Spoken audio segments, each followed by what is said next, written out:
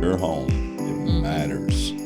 You're there to make a difference. Well, it is Home Matters Podcast Day. Yay. Hey, Eric Boggs. On a Wednesday morning, if you're listening. That's right. Or maybe sometime later if you're listening. We're glad Yeah, you joined us. when I listen, it is not on a Wednesday morning when it drops. 5:30? Not. No. 5:30 on time. Wednesday mornings. I'm just sitting there waiting on it to come out. Not normally.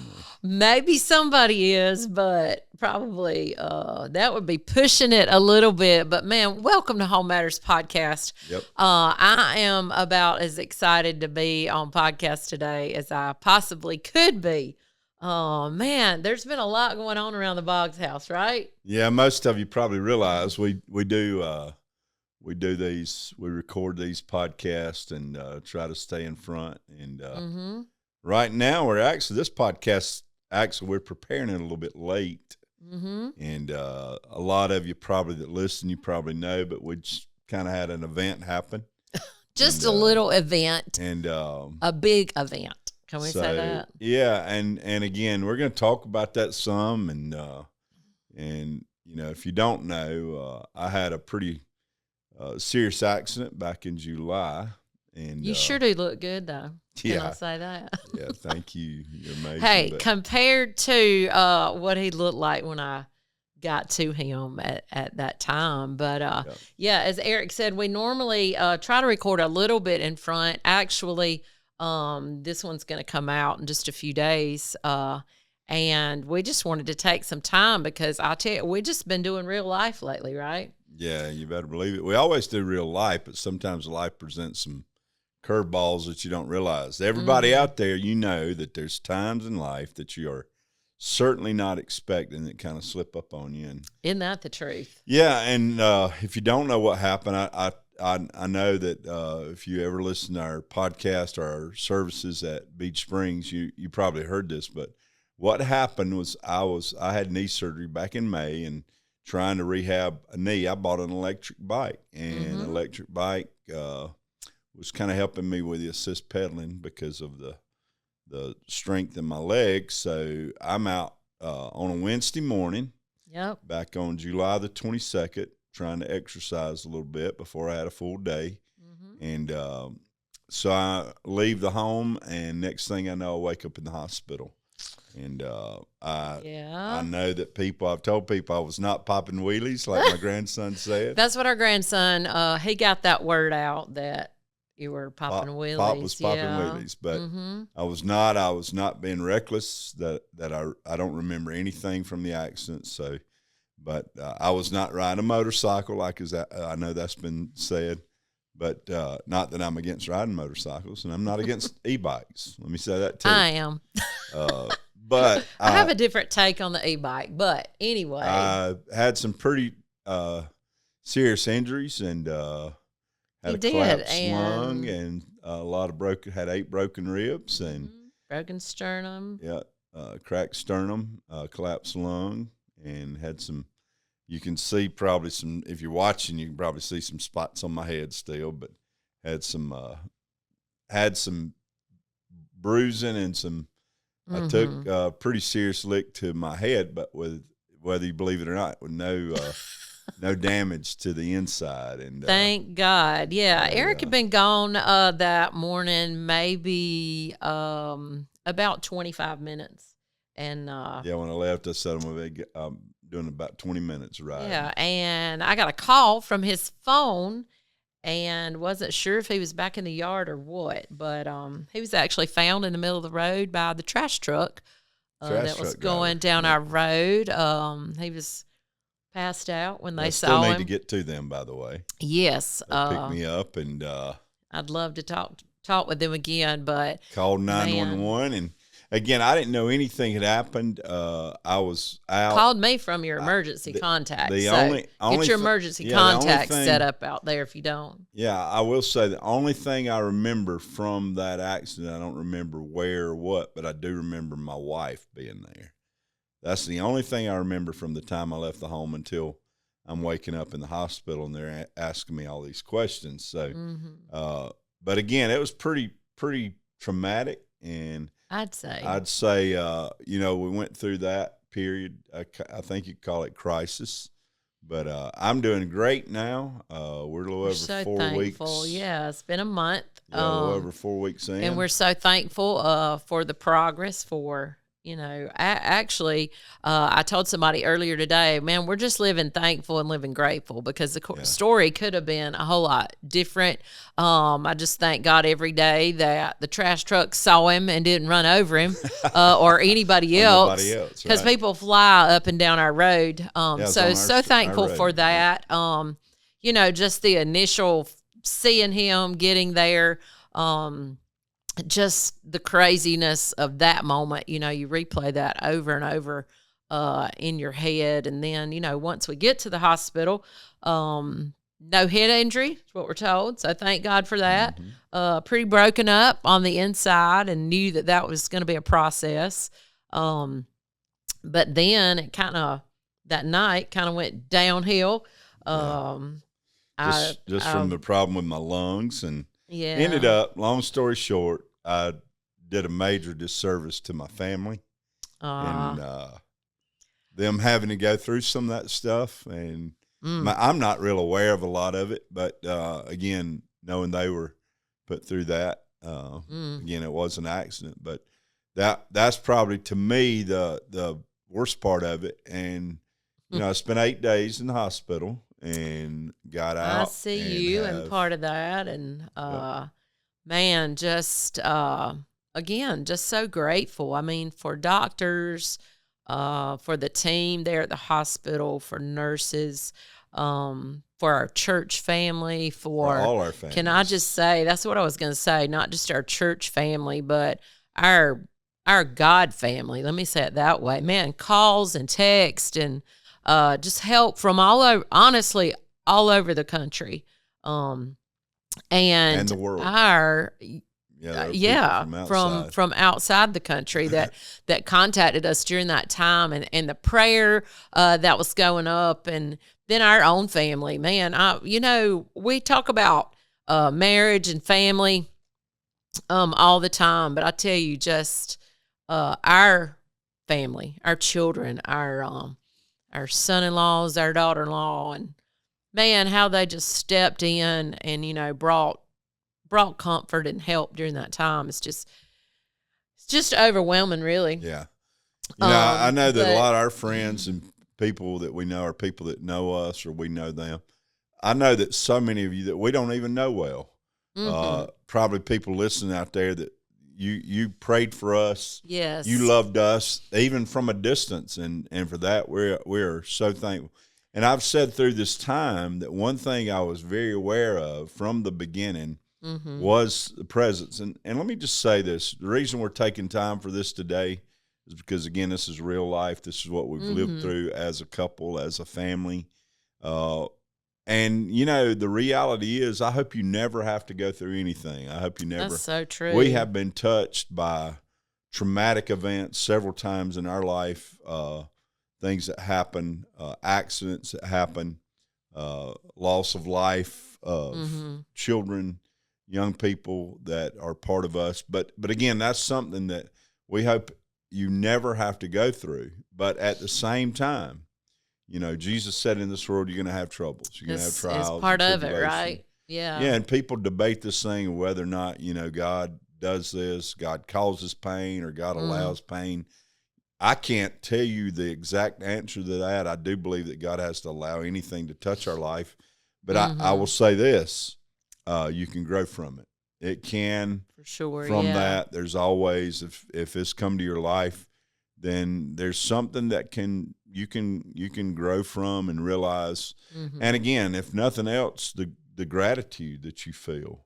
So true. So for all the love and the compassion that's been shown is something that's very real. It is, and that relationships like that are important. But man, when you're in a crisis moment, just the strength that comes, from others. We've felt that so much, the strain, the emotional strain, the physical strain, all those things that you're dealing with in the moment.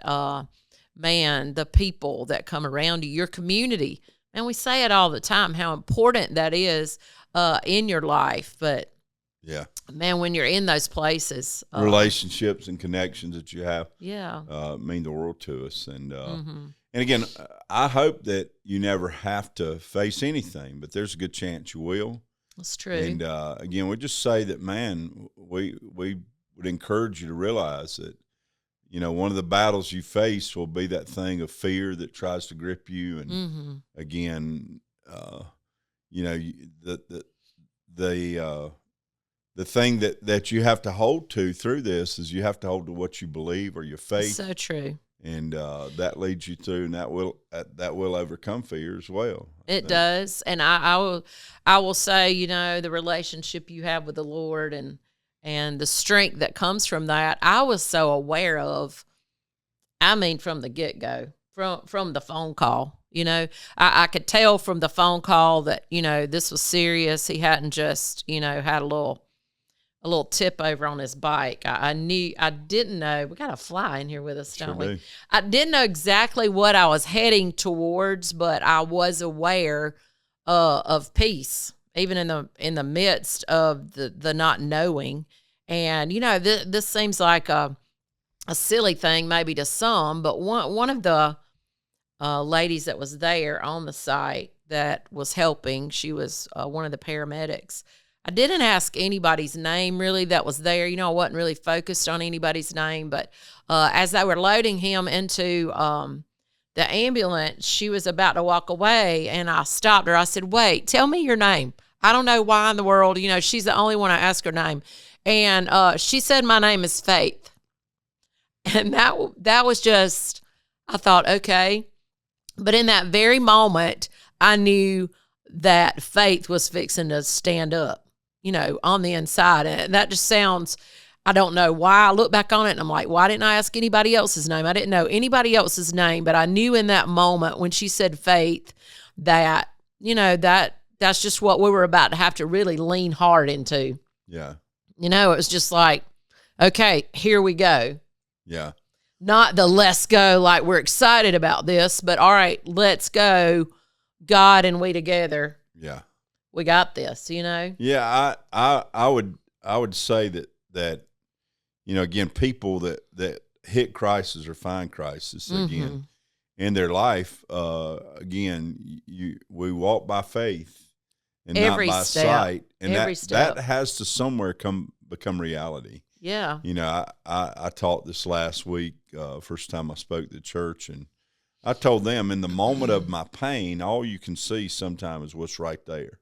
That's so And true. sometimes What's going on right here, yeah, right? I didn't really care about, you know, what happened to everybody else or in the moment. You weren't worried about people's home at that time, right? No, I was home not worried did about not matter at the moment. Marriage didn't matter in that moment. All we you didn't say, care. That's but I awful. will say this: your faith takes you to places higher. Yes. And even though you're facing a crisis, you're dealing with pain.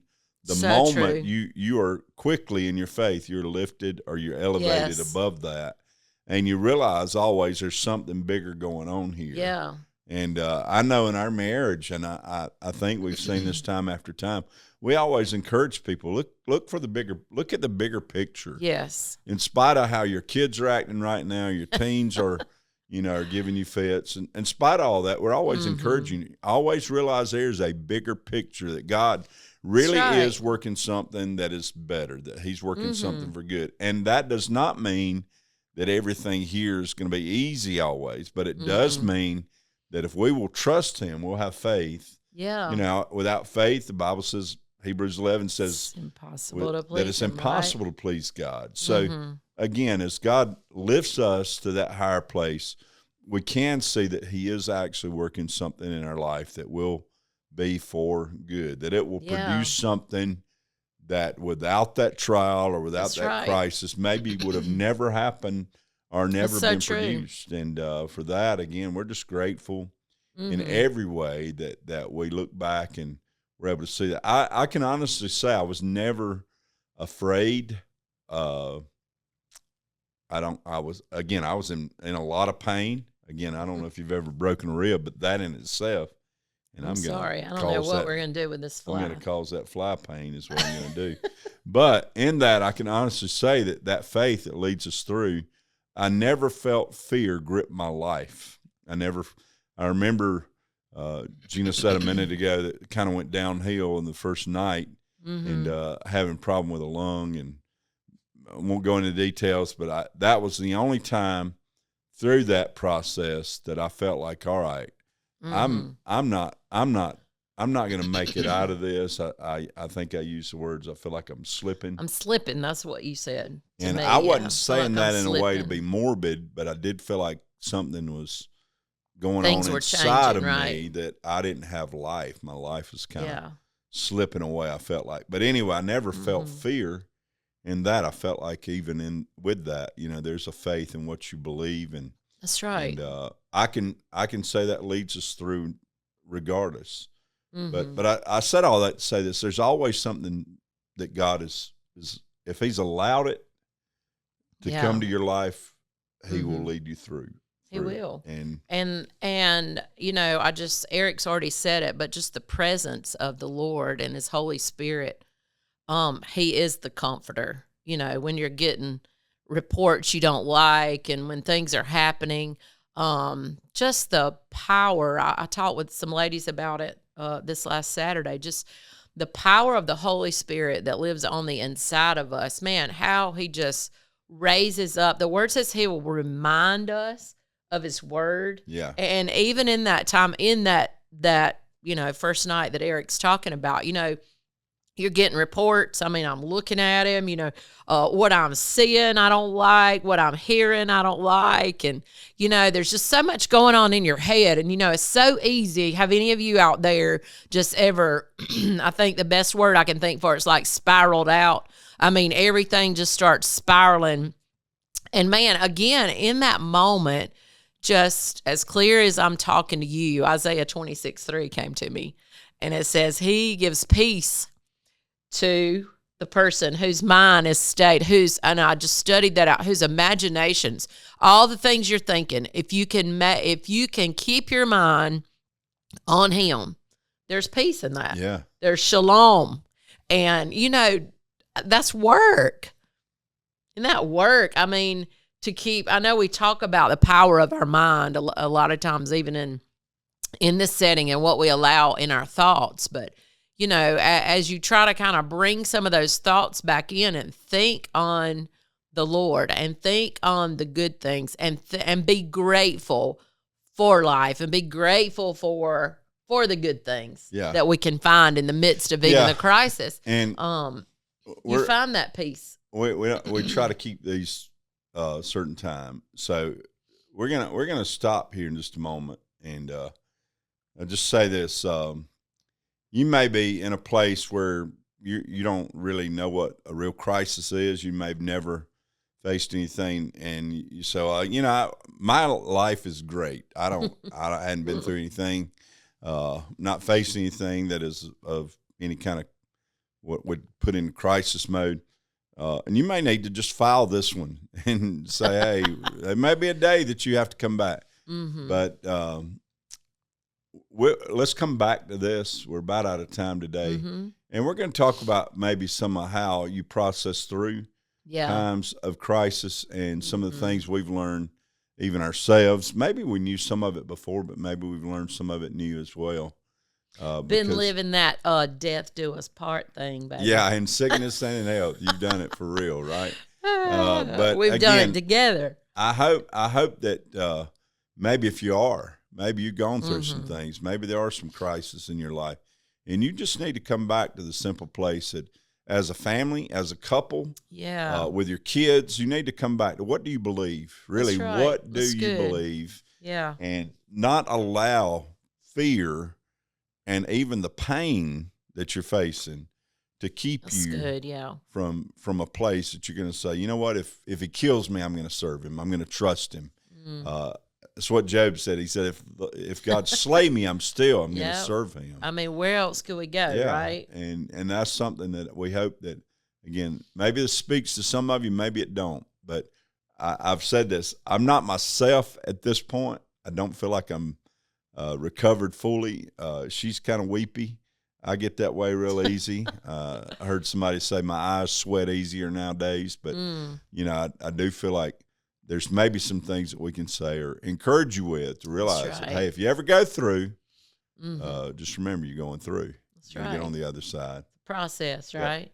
Yep. Process. Yep. Because always know this. One thing we do this for is for you to always remember, whatever your home, your home matters. That's right. And we'll see you next time. Bye-bye.